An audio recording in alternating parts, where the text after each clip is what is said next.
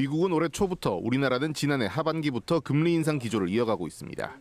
물가가 오랜 기간 큰 폭으로 오르고 있는 만큼 금리 인상은 어쩔 수 없는 상황입니다. 다만 금리 인상이 우리 가계와 기업에 부담을 키우는 것도 사실입니다.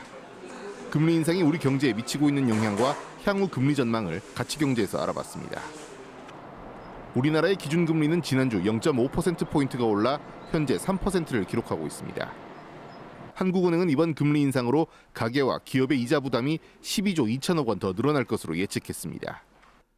실제 대구 상공회의소가 지역기업 200여 곳을 대상으로 조사한 결과 87.5%가 고금리로 어려움을 겪고 있다고 답했습니다.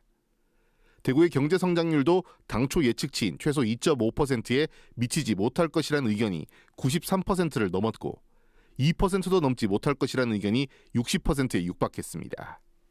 지역 경제 상황이 좋지 않고 기업들도 많은 어려움을 겪고 있습니다. 이런 때일수록 기업들의 사정을 보다 세밀하게 살피고 또 기존 대출을 저금리 정책 자금으로 전환하는 등의 실질적인 지원이 필요합니다. 그럼에도 금리 인상은 당분간 계속될 것으로 보입니다.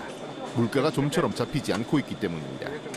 우리나라의 경우 9월 소비자 물가가 지난해 같은 기간 대비 5.6%가 올라 상승폭은 둔화됐지만 여전히 큰 폭의 상승을 이어가고 있습니다.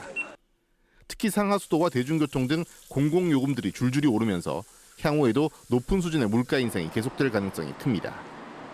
우리나라 금리에 큰 영향을 미치는 미국 또한 상황은 비슷합니다.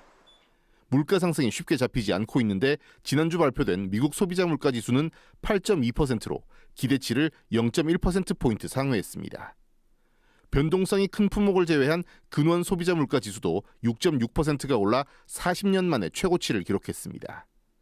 따라서 다음 달 미국이 금리를 한 번에 1%포인트 올릴 가능성도 조심스럽게 제시됐습니다.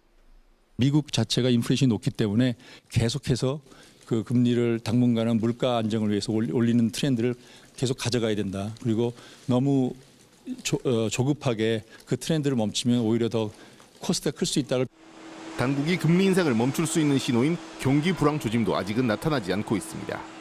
기업들은 자금 조달에 어려움을 호소하고 있지만 경기 침체의 대표적 수치인 실업률은 크게 높아지지 않고 있는 겁니다. 9월 국내 실업률은 2.8%로 전달보다 0.3%포인트 높아졌지만 지난해 같은 달보다는 0.2%포인트, 또 지난해 초보다는 1%포인트 이상 낮습니다. 이 물가 안정은 실질적인 임금 개선 그리고 또 다른 어떤 거시경제 그 지표들에 대한 정부의 정책이 실효성을 거둘 수 있는 가장 중요한 부분이기 때문에 기준금리를 내년도 상반기까지 지속적으로 인상할 가능성이 높습니다.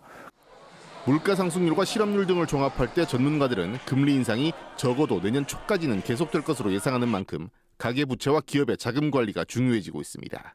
가치경제 김재노입니다.